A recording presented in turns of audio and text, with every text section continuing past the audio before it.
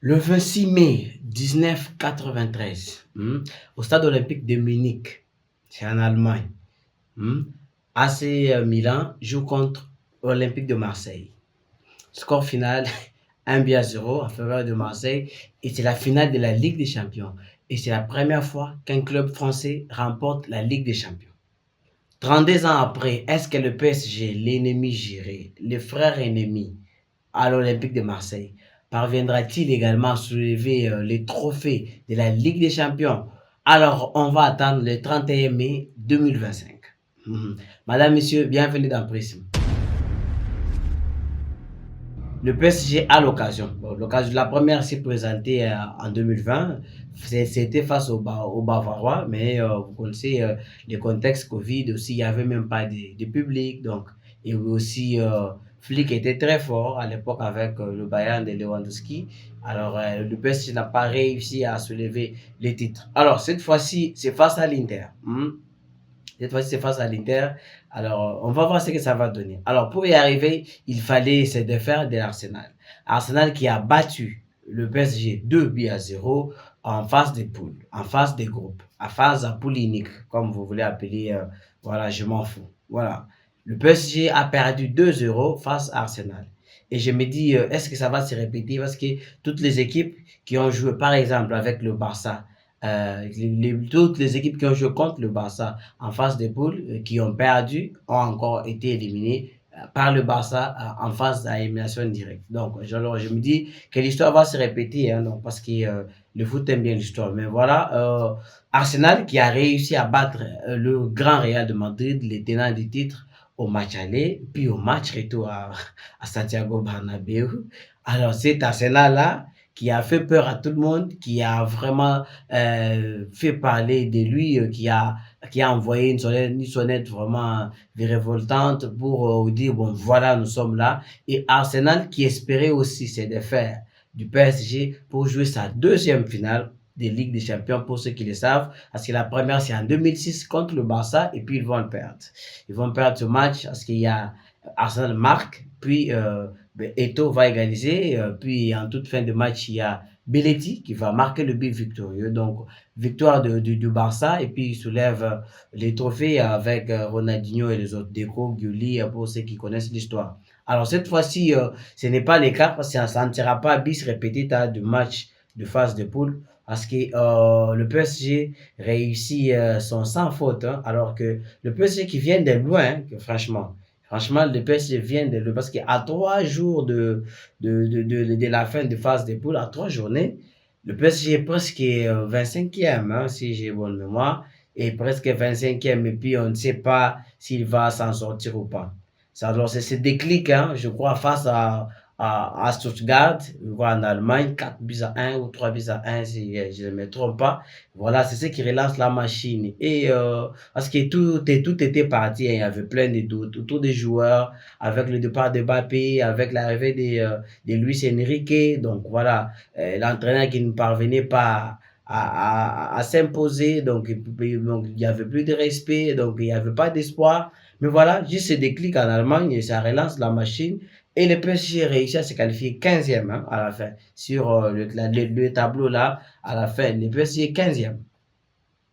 Alors qu'il y a le Liverpool qui est premier, sans faute. Non, non, ils ont fait un match, je crois un match perdu, les derniers contre le PSV Eindhoven. Alors, je crois, mais quand même, ils sont les favoris. Ils sont les favoris. Puis il y a le Barça qui est deuxième, puis il y a Arsenal qui est troisième. Non, il y a le PSG, le Liverpool, Barça, Arsenal, puis Inter de Milan. Voilà, donc les quatre demi-finalistes, il n'y avait que le PSG qui ne s'était pas qualifié dans les top 8. Parce qu'il y a, pour les derniers carrés, il y a le Barça qui était deuxième, il y a Arsenal qui était troisième, et puis l'Inter qui était quatrième. Voilà, parfois le football est injuste, hein. Donc, on va entrer dans le vif du match pour essayer de décortiquer certaines actions. Mais voilà d'abord la topo, hein, de là où le PSG vient. Donc voilà, 15e dans ces classements, mais voilà, il sort tout le monde, et puis il sort Liverpool, il sort Aston Villa, et puis il a joué contre Newcastle. Voilà, voilà, voilà, et aujourd'hui il sort Arsenal. Arsenal qui perd face au PSG, au match aller et au match retour. Et pourtant, la physionomie du match aller, je me disais qu'Arsenal pouvait se révolter, mais malheureusement, juste après ce match, tous les autres, c'était presque pareil, hein, parce que après ce match, il a même fait un match nul et puis il a perdu. Donc, il a perdu contre Bournemouth le dimanche, donc les week-ends derniers. Alors, le PSG aussi, il avait un peu accusé une petite fatigue hein, avec la défaite face à Strasbourg. Voilà, et aussi un match nul, je crois. Donc, voilà. Mais je ne m'attendais pas vraiment à ce que le PSG ait quand même le chemin assez facile. Parce que là, je vais dire que c'est facile. Hein, donc, c'est vraiment facile, battre à l'aller, battre au retour à Arsenal. Donc, et plus facilement. Le match d'aujourd'hui, par exemple, le match d'aujourd'hui, Arsenal vient avec l'envie de jouer, avec l'envie de tuer le match tout au début et revenir au score. Parce qu'il n'y avait qu'un seul but. Hein, il n'y avait qu'un seul but. Donc, la différence, c'est allemand. Alors, c'était facile de marquer en tout début de match. C'est la philosophie qui amène Arsenal, mais malheureusement, ça ne marche pas parce qu'ils vont buter sur Gigi Donnarumma qui dit non, on ne passe pas. Voilà, Gigi Donnarumma, donc il fait 3 parades, il fait 3 arrêts incroyables dans 8 minutes. 8 minutes, 3 arrêts incroyables. C'est vraiment pas comme ce qu'a fait Yann Le Sommer, parce qu'il quand même, avec les joueurs de Barça, il tirait sur les gardiens. Quoi. Donc, Lamine Yamal, parce que toutes les fois qu'il a tiré, c'était sur les gardiens, je crois, excepté la dernière frappe, hein, je crois, dans les prolongations, hein, donc, pour laquelle Yann Le Sommer s'est plongé pour sortir ces tirs. Donc voilà, c'était totalement différent avec Didier Donnarumma qui était obligé de plonger. Alors lui qui est très grand détail, mais il avait vraiment un temps de réaction assez court, hein, donc pour se plonger, pour se coucher. Donc franchement, il a fait un très très bon match et puis il a gardé le PSG, en vie, mais je le voyais d'ailleurs homme MVP, hein, je le voyais homme du match, mais bon. Au finish, c'est Hakimi, je ne sais pas pourquoi, parce qu'il a marqué, je ne sais pas. Parce que si on veut parler quand même des actions défensives de haute volée, Pacho, il a quand même fait le boulot. Fabien Ruiz, il a marqué, il a encore beaucoup défendu. Je sais que Hakimi, c'est juste beaucoup de courses, mais je ne le vois pas. Moi, je ne le vois pas MVP. Alors, si on ne veut pas donner les MVP et les titres de MVP à Didier Donnarumma, on les donne à Fabien Ruiz ou à Pacho ou à Marquinhos qui a aussi fait un match pas vraiment en dessous de la moyenne. Donc, je ne vois pas en quoi Hakimi homme du match. Bon, quand même, c'est la victoire. Ils sont en finale et déjà, incroyable performance parce que personne ne voit le PSG arriver en finale.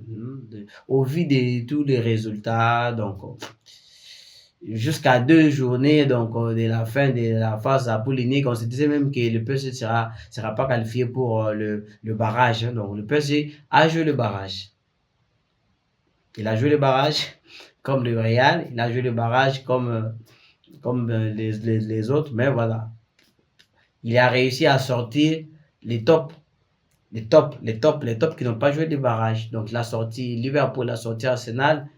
Ouf. Alors il va croiser à Inter de Milan en finale. Est-ce que, comme Marseille avait réussi à battre AC Milan en finale de Ligue des Champions en 1993, le PSG parviendra-t-il également à battre l'Inter de Milan en 2025? Point d'interrogation. Mais je crois que les Français y croient, les fans du PSG y croient. Et au vu des circonstances, c'est toujours possible. C'est toujours possible. Alors, quelques actions isolées, hein, donc quelques individualités. Il y a Ousmane Dembélé qui commence au banc parce qu'on sait il revient d'une blessure. Alors, c'est qui Luis Enrique juge bon de rentrer à la 70e minute. Alors, il rentre et à la 72e, il fait une passe décisive. C'est ça. Les calculs, les bons timings, comme je l'ai dit, ce qui a manqué à Flick hier, avec ces changements qui ont presque bougé le match. Mais là, Luis Enrique a fait le bon choix. Il a fait le bon timing. Et puis, parce que c'est ce but qui met vraiment quand même le PSG dans des très bons, dans un dans des très bonnes conditions déjà, en avance largement. Et puis on s'est dit là, c'est fait, c'est plié pour Arsenal parce qu'ils ont eu du mal à revenir au score quand il y avait un but. Alors déjà, Fabien Ruiz les avait écrits déjà atomisés parce que Fabien Ruiz a marqué le but pendant qu'Arsenal avait un moment fort. C'était un temps fort. Arsenal qui a fait beaucoup d'assauts, beaucoup de tirs cadrés, mais bon, beaucoup arrêtés par Didi de Donnarumma. Certains ne sont pas cadrés, certains sont contrés. Donc voilà. Mais c'est pendant ces temps forts d'Arsenal que, qu'il y a ce coup de pied d'arrêté, hein, ce coup de pied arrêté, alors que Arsenal, qui est champion, qui est maître à un coup de pied arrêté, c'est bon, il va encaisser un but, c'est un coup de pied arrêté de Fabien Ruiz. Alors, le résumé du match, le PSG a validé son ticket pour la finale de la Ligue des Champions, qui va se jouer le 31 mai 2025 à Munich, et puis il va croiser l'Inter. Beaucoup de bonnes choses aux Parisiens qui ont fait vraiment un match assez incroyable, surtout sur la double confrontation, score cumulé 3 buts contre 1. Donc, au match aller à Londres, ils ont battu Arsenal 1-0. Au match retour au Parc des Princes, ils battent encore Arsenal 2-1. Bravo, énorme performance. Fabien Ruiz a ouvert le score sur une frappe enroulée, mais légèrement déviée par Saliba. Alors, Achraf Hakimi va corser la marque juste après l'entrée de Dembélé. Alors, il y a beaucoup d'assauts d'Arsenal qui sont arrêtés par Didier Donnarumma. Et voilà. Voilà, très bonne lecture, vraiment très bon scénario, très bon spectacle du PSG sur cette dernière ligne droite. Et puis, espérons espérons qu'ils vont réussir à battre l'Inter de Milan. Sinon, l'Inter de Milan aussi a ses atouts solides défensivement. Donc, ça va être un match encore avec deux systèmes diamétralement opposés. Donc, on va voir ce que ça va donner. On a hâte d'y être. Les 31, c'est pas loin, c'est dans pratiquement 3 semaines. Donc, on va voir. Moi, déjà, je garde le souffle parce que ça va être chaud, ça va bouillonner. Hein, surtout avec les Français, vous-même, vous connaissez les amis français, ils savent parler et puis quand il faut parler, ils le font. Et là, comme le PSG est en finale, cette fois-ci, avec le public, donc je sais pas ce que ça va donner, mais je crois que ça va être un match de fou. Dans les commentaires, nous vous attendons, donnez-nous vos avis. Hein. Qui sera champion? Qui sera champion? Qui sera champion de la Ligue des Champions édition 2024-2025? Le 31 mai, qui sera champion? Qui sera champion? Alors, nous attendons vos pronostics, nous attendons vos avis. Qui est pour vous l'homme du match ce soir? Parce que le mien, c'est Donnarumma, mais pour l'UEFA, c'est Achraf Hakimi. Donc voilà, le foot est parfois injuste. Hein, le foot est parfois injuste et puis parfois, il fait des choses, bon, on ne comprend pas. Et voilà, on s'arrête par ici pour ce soir. Des bonnes choses à vous et à très bientôt pour un nouveau numéro d'Emprise.